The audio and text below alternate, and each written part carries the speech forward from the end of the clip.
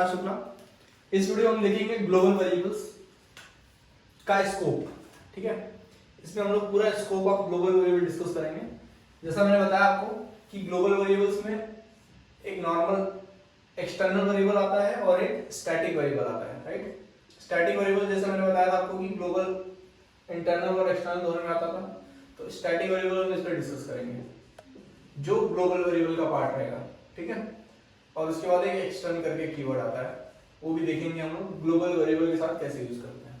ठीक है, पर उसके पहले देखते हैं ग्लोबल वेरिएबल होता क्या है, कहाँ यूज होता है।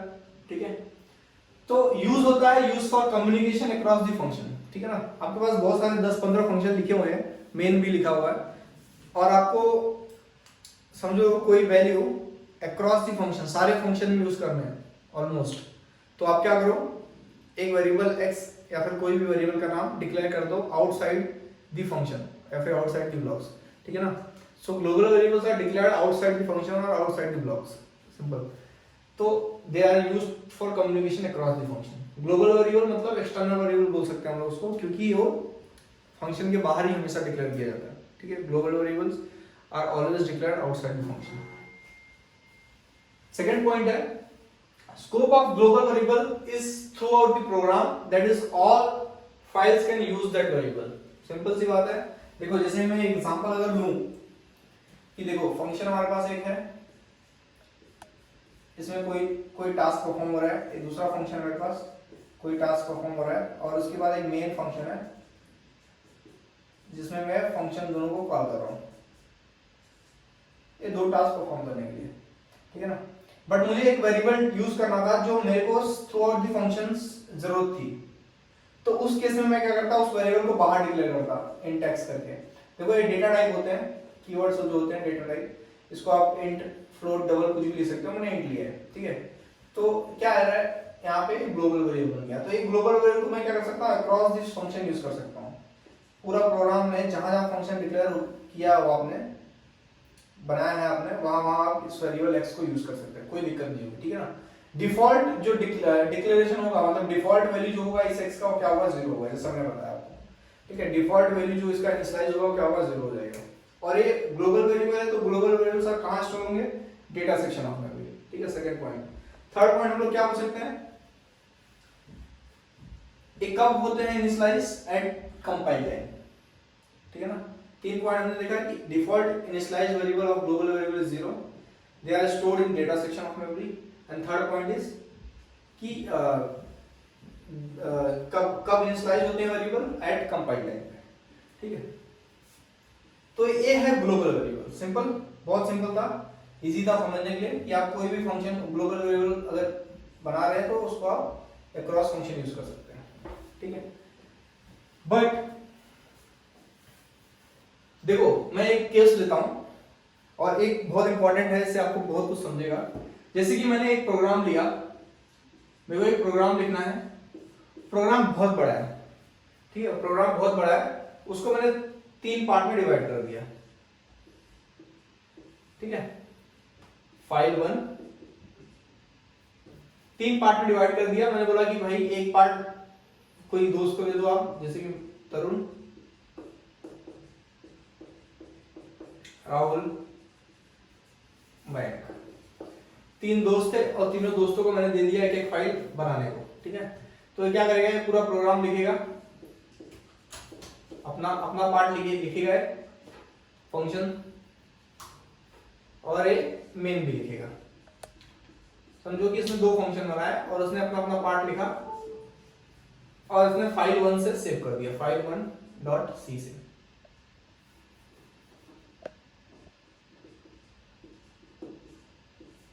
ठीक है, क्या होगा फिर, राहुल ने भी अपना पार्ट लिखा, इसने भी सेव किया किससे, फाइल 2.c से। फिर क्या होगा, मयंक ने भी अपना पार्ट लिखा, क्या लिख सकते हैं, एक फंक्शन लिखा और सेव कर दिया फाइल 3.c से। ठीक है, तीनों ने अपना पार्ट लिखा और सेव कर दिया .c से। अब क्या होगा, जैसे कि अब इसने जो तरुण ने जो लिखा था उसमें इसने एक वेरिएबल यूज किया था इंट x, ग्लोबल वेरिएबल था, राइट।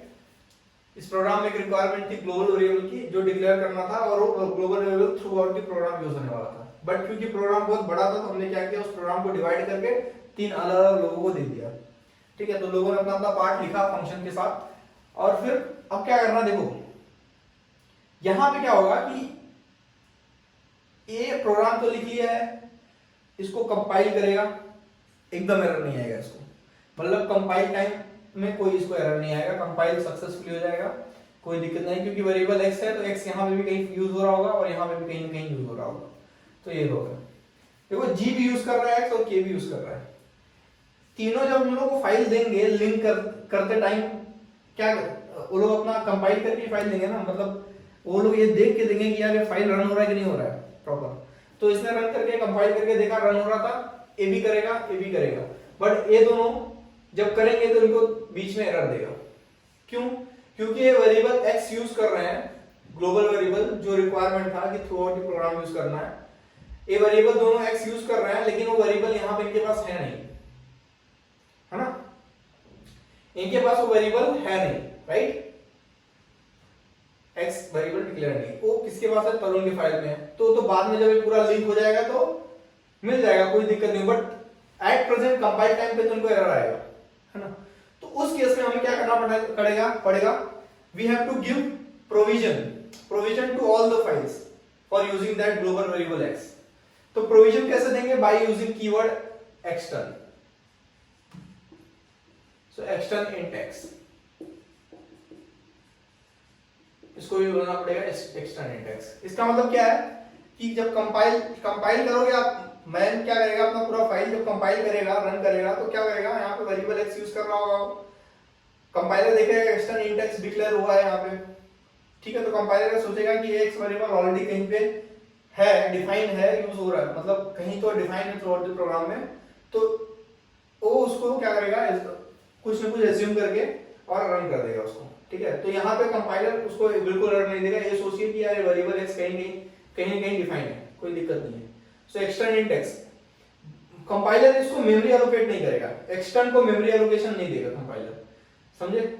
x को एक ही बार मेमोरी एलोकेट होगा और यहाँ पे होगा, एक्सटर्न से मेमोरी एलोकेशन नहीं होता, सिर्फ क्या होता है, डिक्लेरेशन होता है। तो यहाँ से दो चीजें और निकल के आती है, एक आता है डिक्लेरेशन, क्या होता है, और एक होता है डेफिनेशन,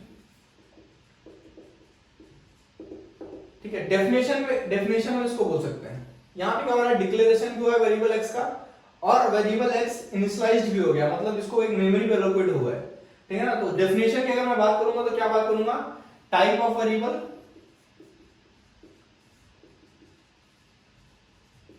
प्लस क्या बोल सकते हैं, और क्या होगा, memory allocated to that variable,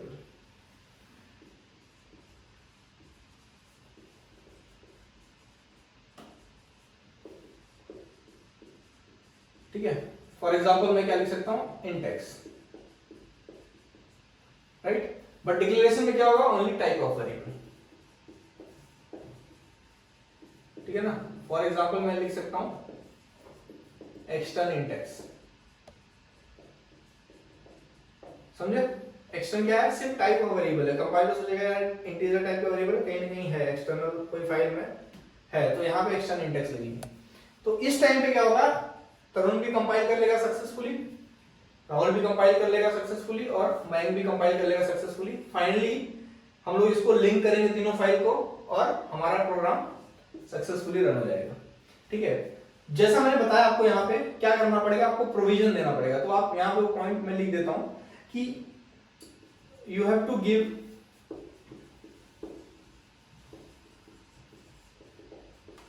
provision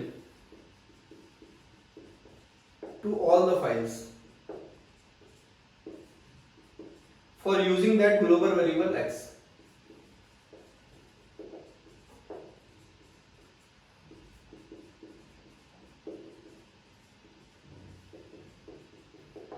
ठीक है। कहां एक्सटर्न आप यूज करोगे, देखो एक्सटर्न किसके लिए होगा, प्रोविजन देने के लिए। कहां एक्सटर्न यूज करोगे, जहां पे ग्लोबल वेरिएबल x नहीं डिफाइन किया हुआ है या डिक्लेयर नहीं किया हुआ है, तो यहाँ पे किया हुआ है तो आपको वहीं पे एक्सटर्न यूज करना जहां पे वो नहीं है, ठीक है ना। तो लिख सकते हो only where global variable is not declared. So this should be done only where global variable is not declared. ठीक है. So for that use keyword extern, है ना. Such that extern, एग्जाम्पल बोल सकते हैं extern int x, समझे जैसा हमने यहाँ पे किया है. ठीक है. तो एक केस था जहां हमने ग्लोबल वेरिएबल को समझा और वहां पे हमने एक्सटर्न कीवर्ड को भी समझा कि कब यूज करना है और ग्लोबल वेरिएबल हमें कब कहां पे कैसे काम आएगा. ठीक है. एक और केस लेता हूं क्योंकि जैसा मैंने बताया आपको हमारा यहाँ पे एक्सटर्न पार्ट कवर हो गया है. एक स्टैटिक वेरिएबल का भी पार्ट है जो ग्लोबल वेरिएबल में है, तो वो वाला केस भी हम डिस्कस करते हैं. ठीक है. आई होप कि आपने एग्जांपल को नोट डाउन कर लिया रहेगा. इसको मैं रफ करता हूं. सो गाइस मैंने यहाँ पे एक नोट पॉइंट लिखा है. क्या है? When you want to protect one file from other file. ठीक है. क्या है? Protect one file from other file for using global variable x, then declared that global variable is static global variable. ठीक है. हम लोग किसकी बात कर रहे हैं अभी? स्टैटिक ग्लोबल वेरिएबल की. ठीक है. इस पॉइंट को मैं समझाता हूं आपको एक एग्जांपल लेकर, उससे आपका पूरा प्रॉब्लम क्लियर हो जाएगा. देखो एक मेरे को प्रोग्राम लिखना है. ये प्रोग्राम क्या है? बहुत बड़ा प्रोग्राम है. फिर से मैंने दो पार्ट में इसको डिवाइड किया और दो अलग अलग रो दे दिया. एक ने पूरा प्रोग्राम लिखा file1.c करके सेव किया और दूसरे ने file2.c करके सेव किया. ठीक है ना. उसने प्रोग्राम में क्या लिखा था? जो भी लिखा था, राइट, और इसने भी लिखा था. ठीक है. इसके पास मेन लिखा. बिना मेन का आपका प्रॉब्लम एग्जीक्यूट नहीं होगा. ठीक है. प्रोग्राम एग्जीक्यूट नहीं होगा. ठीक है. अब देखो क्या था, इसने int x किया था तो ये तो यूज कर ही रहा था. और जैसा हमने पिछले एग्जांपल में डिस्कस किया, अगर ए क्या इसको यूज करना है तो क्या लिखना पड़ेगा? एक्सटर्न int x लिखना पड़ेगा. राइट. एक्सटर्न int x लिखना पड़ेगा, है ना. इसको मैं थोड़ा और बड़ा लिख देता हूं.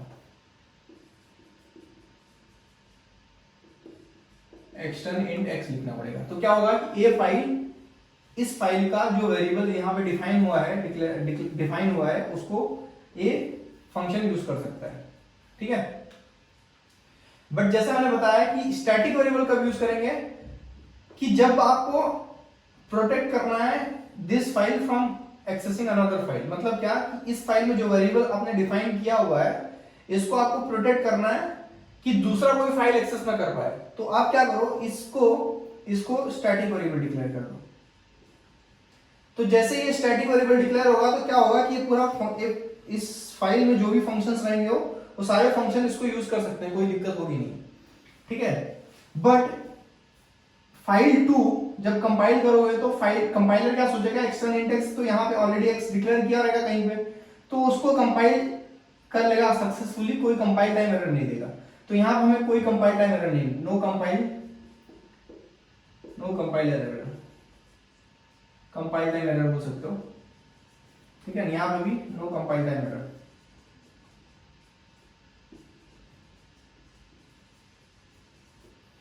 बट जब आप इसको लिंक करोगे ना, ये दो फाइल को जब आप लिंक करोगे ना, तो लिंकिंग टाइम पे आपको कंपाइलर, जब आप रन करोगे तो कंपाइलर आपको एरर दे देगा. क्यों देगा? क्योंकि लिंक करने के बाद ये दोनों फाइल मर्ज हो जाएंगे. फाइल 1 तो अपना एक्स वेरिएबल यूज कर रहा है, कोई दिक्कत होगी नहीं, राइट, लिंक करने के बाद. बट ये जो करेगा, जो फंक्शन यूज करेगा, यहाँ जो फाइल 2 में है एक्सटर्न int x, कंपाइलर क्या सोचेगा यार एक्सटर्न int x मतलब कहीं पे हुआ रहेगा. यहाँ पे तो ये सोचा था उसने.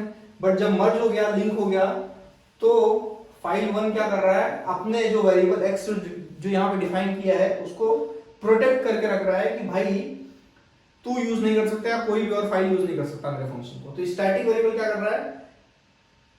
इसका जो लाइफ टाइम है उसको यहीं तक लिमिटेड कर दे रहा है, मतलब कोई और फाइल उसको एक्सेस नहीं कर सकता, ठीक है ना। तो इसके लिए स्टैटिक वेरिएबल यूज होता है, स्टैटिक ग्लोबल वेरिएबल, ठीक है ना। तो ऐसे केस में स्टैटिक ग्लोबल वेरिएबल यूज होता है। क्या कौन सा केस बोल सकते हैं हम लोग, when you want to protect one file from other file for using global variable x, है ना। when you want to protect this file, this global variable from other file, then declare that global variable as static global variable, ठीक है। तो उस case में आपको यहां पे आपको एरर आएगा, ठीक है ना, ऐसे केस में, ठीक है। किसकी वजह से एरर आएगा, इसकी वजह से एरर आएगा, क्योंकि ये बोल रहा है एक्सटर्नल इंडेक्स और ये बोल रहा है भाई मैं दूंगा नहीं अपने वेरिएबल को, राइट। तो यहां पे आपको एरर मिलेगा, ठीक है। तो ग्लोबल वेरिएबल में जो स्टैटिक वेरिएबल का पार्ट है वो सिर्फ इतना ही है, आपको इतना ही समझना है इसमें कि भाई प्रोटेक्शन के लिए यूज होता है ग्लोबल स्टैटिक वेरिएबल, ठीक है।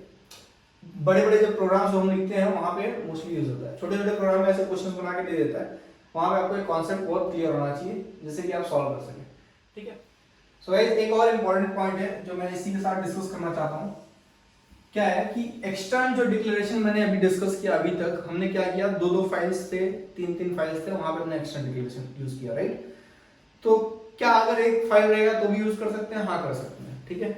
So you can have extern declaration when you have one file also. For example जैसे मैं एक्सटर्न इंट एक्स लिखूं और फिर उसके बाद मेन लिखूं x equals to x plus 1,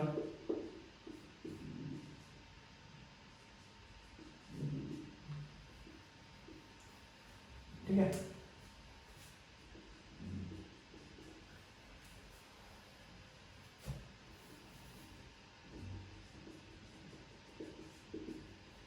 ठीक है, ये एक फाइल है, क्या एक फाइल में हम लोग एक्सटर्नल यूज कर सकते हैं, हाँ कर सकते हैं, इसमें कोई एरर नहीं आएगा। कैसे नहीं आएगा देखते हैं। देखो दो चीजें होती है, कंपाइल टाइम और एक रन टाइम, दोनों टाइम पे एरर मिल सकता है, कंपाइल टाइम पे मिल सकता है एरर और एक रन टाइम पे, ठीक है। कंपाइल टाइम पे क्यों एरर नहीं आएगा बताता हूं मैं, और रन टाइम पे क्यों एरर नहीं आएगा वो भी बताऊंगा, ठीक है। देखो कंपाइलर क्या करेगा, जब पूरा कंपाइल आप इसको फाइल को करोगे तो क्या करेगा, when compiler will see the first line of a code declared using extern keyword, then compiler thinks कि जो वेरिएबल x है अभी तो डिक्लेयर हुआ है बट कहीं ना कहीं ये डिफाइन क्यों रहेगा, सो बेटर है कि एक बार प्रोग्राम को स्कैन कर लेते हैं, ऐसा कंपाइलर सोचेगा, ठीक है ना। तो कंपाइलर क्या करेगा, compiler will scan the entire program first, जैसे पूरा प्रोग्राम स्कैन करेगा उसको यहाँ पे वैल्यू ऑफ x मिल जाएगा, वेरिएबल x मिलेगा, है ना। उसको वेरिएबल x मिलेगा और उस x को ये क्या करेगा, वहां पे मेमोरी एलोकेट कर देगा, ठीक है ना। तो x इक्वल्स टू 10 वहां पे एलोकेट हो जाएगा। तो कंपाइल टाइम पे यहाँ पे एरर कोई नहीं आया, राइट, सक्सेसफुली एग्जीक्यूट हो गया। रन टाइम पे क्या हो सकता है, देखो रन टाइम पे क्या होगा कि एक पूरा वैल्यू एग्जीक्यूट होगा, मतलब ये फंक्शन एग्जीक्यूट होगा, क्या होगा कि यहाँ पे value of x equals to 10 already compiler को मिल चुका रहेगा, है ना। तो रन टाइम पे क्या होगा कि यहां से देखो यहाँ पे इंट x है ना, तो इसका मतलब है कि अगर यहाँ पे यूज हो रहा है तो इसके पहले ऑलरेडी x का वैल्यू कुछ ना कुछ होना चाहिए, बट यहाँ पे तो डिक्लेयर हुआ है बस, मतलब कि डिफाइंड भी नहीं हुआ है, वैल्यू ऑफ x पता ही नहीं यहाँ पे। तो कंपाइल टाइम पे क्या होगा कि पूरा कंपाइलर क्या करेगा, पूरे प्रोग्राम को स्कैन करेगा, वैल्यू ऑफ x देखेगा पूरे प्रोग्राम में कहां पे है, तो कंपाइल टाइम पे ही उसको x का वैल्यू मिल जाएगा। सो दैट रन टाइम पे जब इसका हमें आउटपुट चाहिए रहेगा तो कंपाइलर के पास already compiler has got the value of x already. तो उस केस में क्या होगा, कंपाइलर इसको सक्सेसफुली एग्जीक्यूट करेगा रन टाइम पे और हमें आउटपुट मिल जाएगा, ठीक है। तो कुछ इस हिसाब से अगर आपके पास एक फाइल है और वहां पे आपने एक्स्ट्रा डिक्लेरेशन किया हुआ है तो कुछ इस हिसाब से एग्जीक्यूशन होगा वहां पे, ठीक है। कंपाइल टाइम पे भी एरर नहीं आएगा, रन टाइम पे भी एरर नहीं आएगा। बट याद रखना है कि अगर आपने एक्सटर्न इंट एक्स या फिर एक्सटर्न फ्लोट जो भी आप डिक्लेयर कर रहे हो यहाँ पे, ए वेरिएबल कहीं ना कहीं डिफाइन होना चाहिए फाइल में, अगर आपके पास सिंगल फाइल है, ठीक है ना। यहाँ पे इंट एक्स का मैंने डिक्लेरेशन किया है, राइट, ये डिक्लेरेशन है और डेफिनेशन है, ये है, ठीक है ना। डिक्लेरेशन और डेफिनेशन दोनों अलग अलग चीजें होती है और दोनों इंपॉर्टेंट होती हैं, दोनों पे कहीं ना कहीं क्वेश्चन बनता है, ठीक है। डिक्लेरेशन डेफिनेशन दोनों अलग अलग चीजें हैं। तो ये डिक्लेरेशन और यहाँ पे डेफिनेशन है, तो आप कभी भी डिक्लेयर कर रहे हैं कोई वेरिएबल एक्सटेंड करके तो उसको डिफाइन प्लीज जरूर करिए, वरना कंपाइलर ही आपको एरर दे देगा, रन टाइम की बात ही नहीं है, ठीक है ना। क्योंकि कंपाइलर क्या सोच के एग्जीक्यूट करता है मैंने आपको बताया यहाँ पे, ठीक है। एक और इंपॉर्टेंट पॉइंट है जो मैं ग्लोबल वेरिएबल से ही के साथ ही डिस्कस करना चाहूंगा, और वो क्या है कि देखो क्या होता है ना कि हम लोग जब फंक्शन लिखते हैं तो हो सकता है ऐसा कि लोकल वेरिएबल ग्लोबल वेरिएबल का सेम नेम हो, है ना, हो सकता है ना। जैसे कि मैं एक फंक्शन लिखता हूं मेन करके,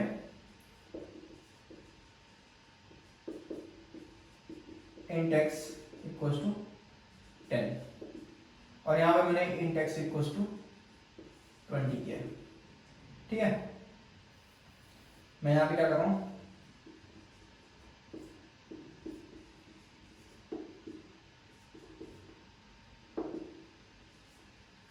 ठीक है, मैं यहां पे इसको क्या कर रहा हूं, वैल्यू ऑफ x प्रिंट कर रहा हूं।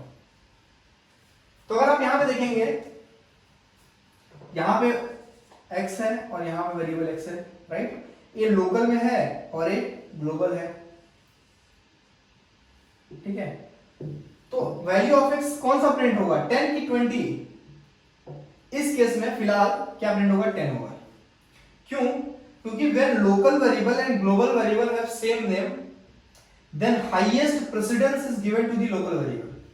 So whatever the value of local variable will be there, that value will be printed. ठीक है। But when you want to give precedence to global variable, then use scope resolution operator. क्या बोला मैंने? Scope resolution operator.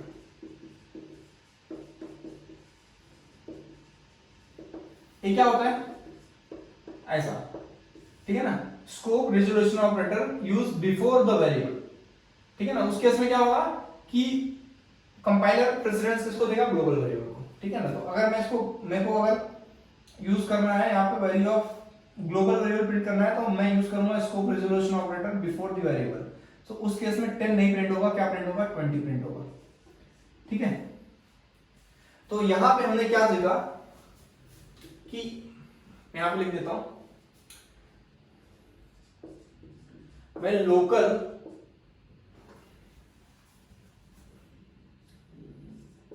and global variables have the same name,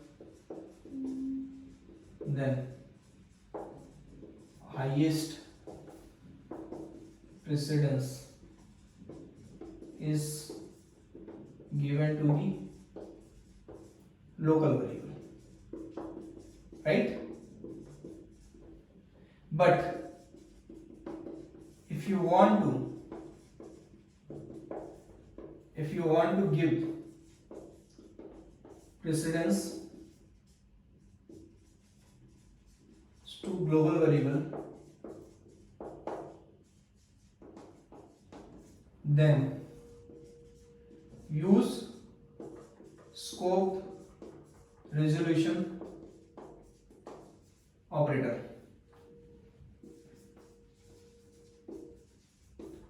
ठीक है, in front of before the variable या फिर in front of variable before the variable, समझे। तो एक इंपॉर्टेंट नोट पॉइंट है जिससे आप नोट डाउन कर सकते हैं, ठीक है।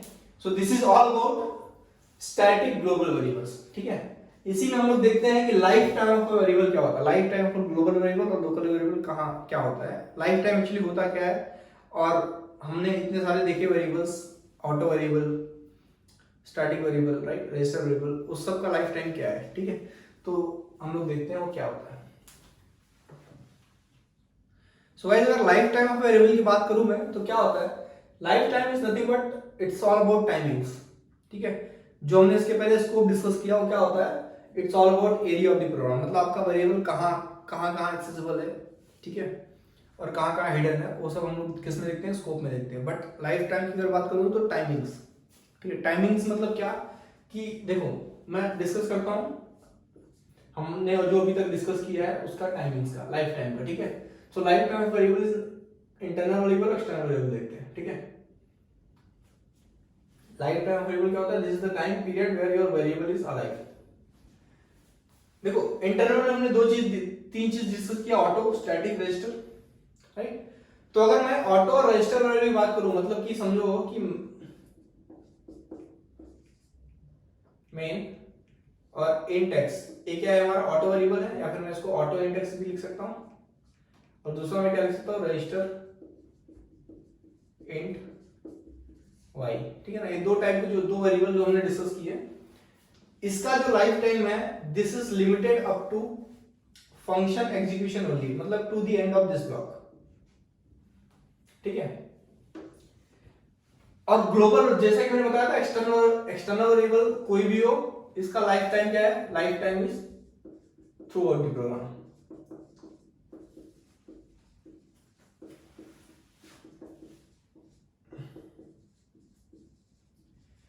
जो स्टैटिक वेरिएबल है इसका लाइफ टाइम भी थ्रू आउट द प्रोग्राम होता है। क्यों होता है देखते हैं हम लोग यहाँ पे एक एग्जांपल लेके, ठीक है। जैसे मैंने बताया था कि int F static int x x plus plus return x, right. फिर मेन से मैंने फंक्शन को कॉल किया, ठीक है। नॉर्मल एग्जांपल लिया मैंने। यहाँ पे स्टैटिक वेरिएबल जो है, देखो फंक्शन जब कॉल होगा तो यहाँ पे वेरिएबल एक्स क्रिएट होगा, है ना, इनिशियलाइज होगा मेमोरी में इनिशियल वैल्यू 0 के साथ, ठीक है। उसके बाद क्या होगा? पूरा फंक्शन एग्जीक्यूट होगा, पूरा फंक्शन एग्जीक्यूट होगा, यहाँ पे आएगा x प्लस प्लस हो जाएगा यहाँ पे, राइट। यहाँ पे आएगा x प्लस प्लस हो जाएगा यहाँ पे। अगर प्रिंट करना रहेगा यहाँ पे जो वैल्यू आएगा तो 1 प्रिंट हो जाएगा। अगर मैं फिर से इस फंक्शन को कॉल करता हूँ, इस फंक्शन को फिर से अगर मैं कॉल करता हूँ तो क्या होता है कि फिर से जब जाएगा तो a क्या है? स्टार। तो फिर से जो वैल्यू ऑलरेडी रहेगा मेमोरी में उसको रिटेन करके रखेगा, और दूसरा फिर क्या होगा? x प्लस प्लस तो 2 हो जाएगा, फिर ये 2 रिटर्न होगा, तो यहाँ पे क्या प्रिंट होगा? 2 होगा, राइट। तो अगर आप देखेंगे तो मेमोरी में है, सॉरी, ये मेमोरी में है, राइट। इसका लाइफ टाइम जो है अगर आप देखेंगे तो थ्रू आउट द प्रोग्राम, जब तक ये प्रोग्राम रन करेगा, इसके बाद कितनी बार फंक्शन में कॉल करूं, ये थ्रू आउट द प्रोग्राम, ये जो हमारा वेरिएबल है मेमोरी में ऑलरेडी रहेगा, क्रिएटेड रहेगा, ठीक है। जैसा हमारा एक्सटर्नल वेरिएबल ग्लोबल वेरिएबल के साथ होता था, सेम इसके साथ भी वैसे ही होगा। तो इसके लिए हम लोग इसका भी बोल सकते हैं क्या, कि इसका जो लाइफ टाइम होगा, स्टैटिक वेरिएबल का लाइफ टाइम, किसका? स्टैटिक वेरिएबल का life time is throughout the programme,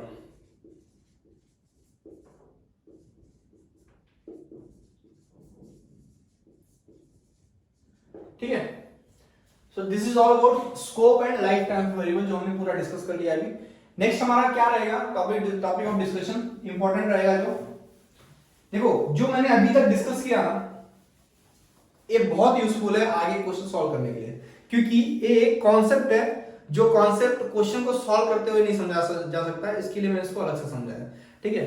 और इसको बहुत समझना बहुत जरूरी है, क्योंकि आउटपुट या थोड़ा भी अगर आपने गलती कर दिया इसको समझने में, तो आउटपुट आप कुछ और दे देंगे, ठीक है ना। ऑप्शन में वो ऑप्शन भी रहेगा जो आपका आएगा, पर वो हो सकता है गलत हो, है ना। अगर कॉन्सेप्ट आपका क्लियर है तो आपका आउटपुट भी करेक्ट आएगा, ठीक है। सो नेक्स्ट जो हमारा पार्ट रहेगा, जैसे कि मैंने बताया था, स्कोपिंग के दो टाइप हैं, एक है स्टैटिक स्कोपिंग और एक है डायनेमिक स्कोपिंग, ठीक है। नेक्स्ट हम लोग क्या डिस्कस करेंगे? स्कोपिंग के types, static scoping and dynamic scoping. इसको बहुत अच्छे से देखेंगे, क्योंकि इस पे क्वेश्चंस अच्छे खासे क्वेश्चंस पूछे जाते हैं एवरी ईयर ऑफ एग्जाम। अगर आप देख लो गेट के या फिर कोई भी कॉम्पिटिटिव एग्जाम, इसरो हो गया, बार्ट हो गया, बीआरसी या फिर यूजीसी नेट, आप देख लो, उसमें आपको इस टॉपिक पे क्वेश्चंस जरूर मिलेंगे, ठीक है। और ये टॉपिक अगर मैं बात कर रहा हूं तो वहां पे स्कोप एंड लाइफ टाइम जो भी मैंने अभी तक डिस्कस किया वो ऑलरेडी आ गया उसमें, ठीक है। तो अभी तक जो हमने किया है आपको याद रखना पड़ेगा, समझ के रखना पड़ेगा। नेक्स्ट हम देखेंगे क्या? स्कोपिंग में स्टैटिक स्कोपिंग और डायनेमिक स्कोपिंग दोनों को साथ में देखेंगे। जैसे कि हम लोग इसके बाद कुछ गेट क्वेश्चंस लेंगे तो हमारा पूरा अंडरस्टैंडिंग क्लियर हो जाएगा इसको लेके, ठीक है। Thank you.